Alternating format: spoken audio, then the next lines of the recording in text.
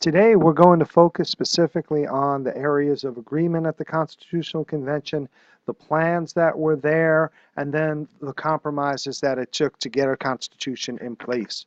So let us begin with those areas of agreement. And one of the things you'll find right away is that everybody agreed that it was time to scrap the Articles of Confederation. The Articles had not worked, and we went over a little bit earlier today some of the problems. But when you think about how the Articles of Confederation was set up, all of the power was in the states, and you needed some sort of strong national government if you were going to be able to move forward as a nation. Also, the ability to make law was so difficult under the Articles of Confederation, and the reality was because you needed all of the states to agree to amend the Articles would be beyond repair and would have to be replaced, which is why they agreed to scrap the Articles. So what did they decide? Let us set up a Republican form of government, a government where we the people will elect representatives to make decisions for us, and if we like what they did, we'll re-elect them, and theoretically, if we don't like what they do, we will vote them out of office. We'll see how that goes come November. They also agreed to establish a constitutional government, and for the United States, the Constitution is the supreme law of the land. The Constitution is the document which guides everything, and if there's a controversy about whether or not a law should be allowed, we allow our Supreme Court to determine whether it violates the Constitution or not. Next, they really wanted to emphasize this phrase, separation of powers, a balanced government where no single interest could dominate. For example, in the United States today, we have a legislative branch that is broken into two parts, a House and a Senate. We have an executive branch led by the president, and we have a judicial branch with the Supreme Court at the top. Because it is so hard to make law where the House has to agree and the Senate has to agree and the President has to agree and eventually even the Supreme Court may have to agree, no single interest can dominate and laws are made through compromise. If you remember, one of our terms from our concept attainment sheets was pluralism, the idea that you would go back and forth and back and forth and back and forth and eventually you would be able to reach an agreement. The next piece that they agreed on is in our original Constitution, only people who owned property would be allowed to vote. If you are not a property owner, you are not entitled to the vote early on. They felt that property owners had more of a right to choose a government because, as you will see in a moment, one of the most important things a government can do, if not the single most important thing a government does, is protect property rights. That is the main purpose of government, and that's number 7 on our list. Another thing that they wanted to make sure is that this new central government would be stronger than it was under the Articles of Confederation, that it actually could do something. Think back to what we saw and discussed earlier today with Shays' Rebellion. Shays' Rebellion really scares the haves in society because you have a whole bunch of people rising up and they are going to take weapons and refuse to pay their debts. And if you are the haves in society, that's going to scare you. So they wanted to make sure that there would be a central government, and with a central government, a central army that, if necessary, could put down a rebellion or an insurrection of some sort. The last one is kind of one we take for granted today, but we need to remember they were about to overthrow the government of the United States of America. That's right, they're overthrowing the government of the United States of America. Remember, when we declared our independence and chose a form of government, we chose a confederacy. Our nation is called the United States of America under the Confederacy, and we are about to overthrow that confederacy and replace it with a republic. We're going to say no longer will the power be in the states, it will be more towards the central government. So we're really switching the power base in this new form of government. The representatives at the Constitutional Convention would meet in Philadelphia in the summer of 1787, and it would be hot and humid, and they would leave the windows shut because they didn't want anybody to hear what they were talking about, because they genuinely feared if people knew what they were talking about, they would break them up and they would not be able to move forward and create this new Constitution. Now, areas of disagreement, and boy, were there plenty. Large states really favored the Virginia plan because it was going to set up a legislative branch that would be based on population. And if you're a large state, you got more people. Smaller states were very concerned that the larger states would basically swallow them up, and they wanted to have equal representation, and that plan was called the Jersey Plan. So we're going to take a moment and take a look at the different ones that are there. And you'll see under the Virginia Plan, which I would argue most of what we do comes from. It is a compromise, but most of what we do does come from the Virginia Plan. You have the three branches, the legislative, executive, and judicial, just like we have today. You have a two-part legislature, one directly elected by the people, and that would be the House of Representatives today, and the other elected by the state legislature. And in our original Constitution, that is what we do. The Senate will consist of people who are chosen by the state legislatures to represent state issues. Under the Virginia Plan, representation would be based on taxes paid. Now that is going to become a big issue because basically what we're going to say is depending on how much money you give to the national government will determine how many representatives you get. And that will cause a problem later in our country when we try to figure out how to do an income tax.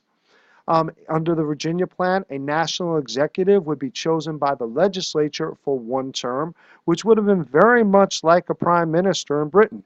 You would have a person come out of the legislative branch, and they would wind up being the leader for a term. Under this plan, national executives and judges would both have veto power. They could be overridden by a Supreme Court. So the national legislature could say no to laws that were enacted. National executive could say no, just as he can today. But in this case, judges could also say no. However, both could be overridden by a Supreme Court. In many ways, that is similar to what we have today because the president can veto a law, but if Congress passes a law and the president signs it, it goes into the courts eventually if it's challenged, and individual judges can say yes or no to the law, and it can eventually make its way to the U.S. Supreme Court. The last part of the Virginia Plan was that the national government could override state laws. And basically, there will be a piece in our Constitution called the Supremacy Clause. And it says that the laws of the national government are supreme. So that one really does happen. Now, as we shift over to the New Jersey Plan, you'll see the New Jersey Plan is really about protecting those states that are small in population. They want to make sure that their voice is not washed out by the larger states. And we'll see they wanted a one-house legislature with one vote per state. I don't think that one ever had a chance because that was pretty much what happened under the Articles of Confederation. They wanted representatives to be directly chosen by state legislatures. In the system we wind up with, that will become at least the Senate. This third one I love, and I hope you can get a visual of this. They wanted a multi-person executive. I almost picture it like a three-headed president. And what their philosophy was is that the more people at that level of government, the less easy it will be for laws to be enacted. Remember, they're afraid of just being steamrolled, so they want to make sure that decisions that are going to become law don't just happen immediately and quickly. They want to slow the process down. They did agree that acts of Congress would be the supreme law of the land, but that was also based on what they viewed Congress to be. And they also said there could be a Supreme Court, but it was not going to have anywhere near the power that the Virginia Plan wanted it to have. They felt that the Supreme Court should exist, but not necessarily be as strong as it would eventually become. Now, what do we wind up with? The Great Compromise, also known as the Connecticut Compromise. We wind up with a bicameral legislature. This is a key term in government, bicameral. It simply means two parts. In the United States, the lower house, the House of Representatives, is one part, and the upper house, is the Senate, is the second part. In our House of Representatives, we, the people, elect representatives, and we get as many representatives as we can based on population. In the original Constitution, basically for every 30,000 people in your state, you got one representative. When you shift to the Senate, it's very different. In the Senate, there is equal representation for all states. And the original Senate, once again, was selected or elected by state legislatures. That's a very different setup. If you look back at the foundation of this country, we were going to have three very different groups when it came to representation in our Congress. We were going to have a House based on the people, Senate chosen by the state legislatures, and then we'll get to the president in a moment, but he was not going to be chosen directly by the people. So the people would be heard most in the House, probably least in the Senate. It was going to be an interesting piece.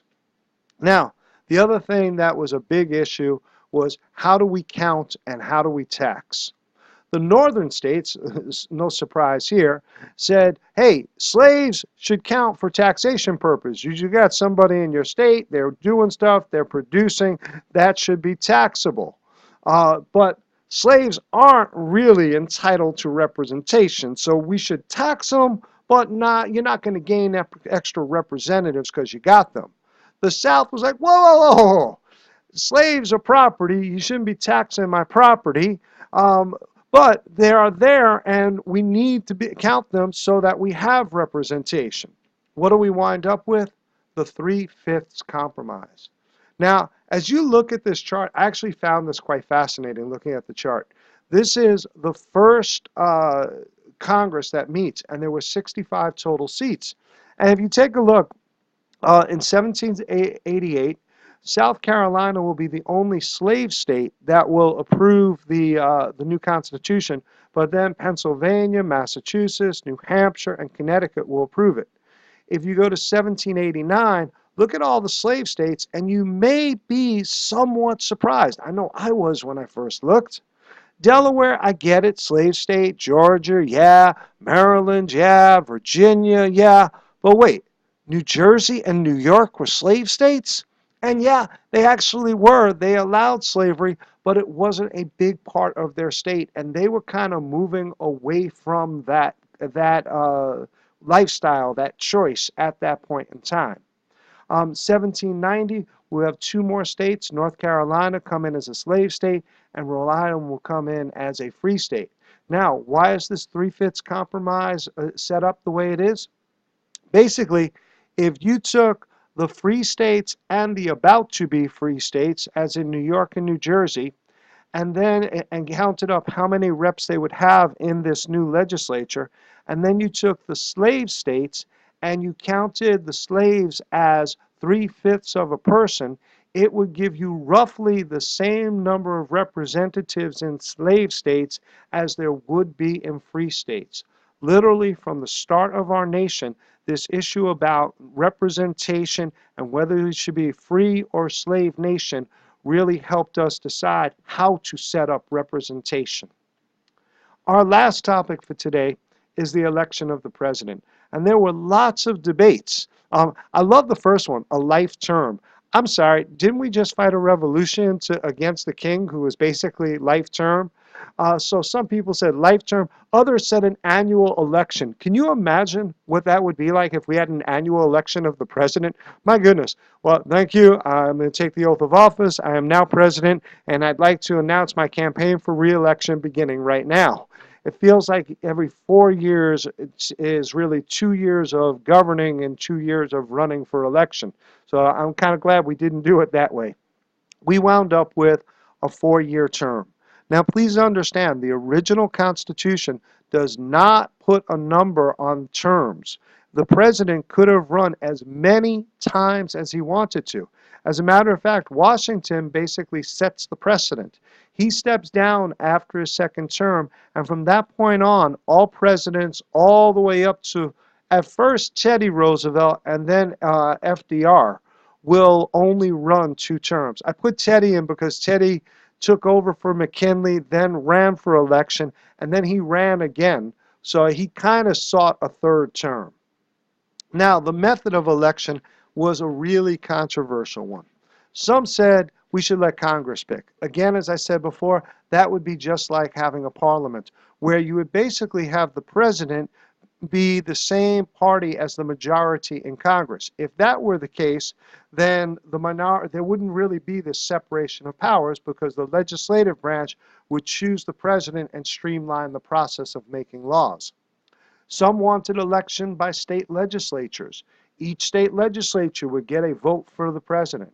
Some, dare I say this, wanted a direct election. We, the people, would vote for whom we wanted to be president. Now, way back, I kind of get where that would have been more difficult because communication was so poor. Today, I think you could make an argument for direct election just in the fact that we have access to information regardless of where we are in the nation. The compromise would be what we call the electoral college system.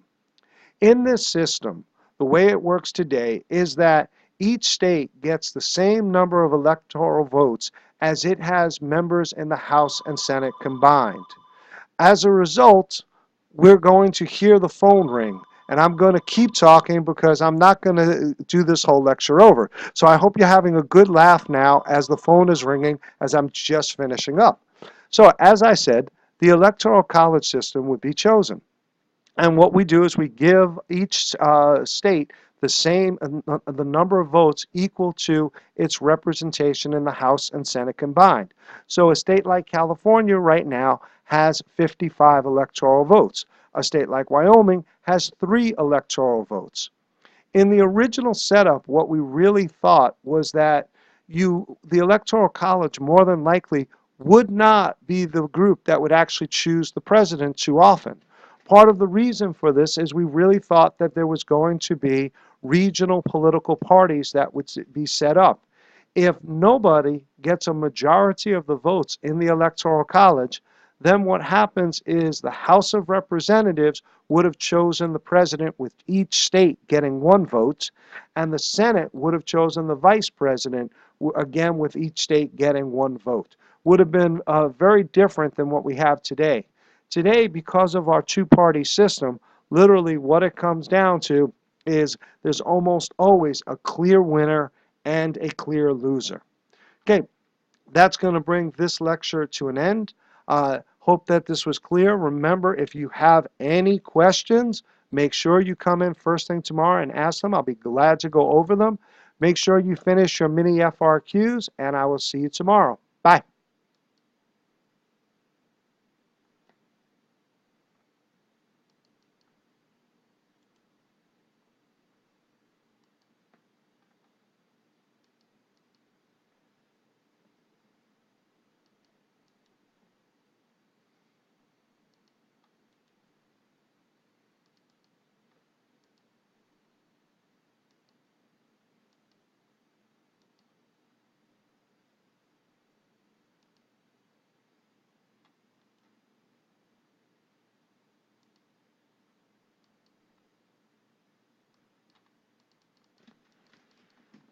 Seriously?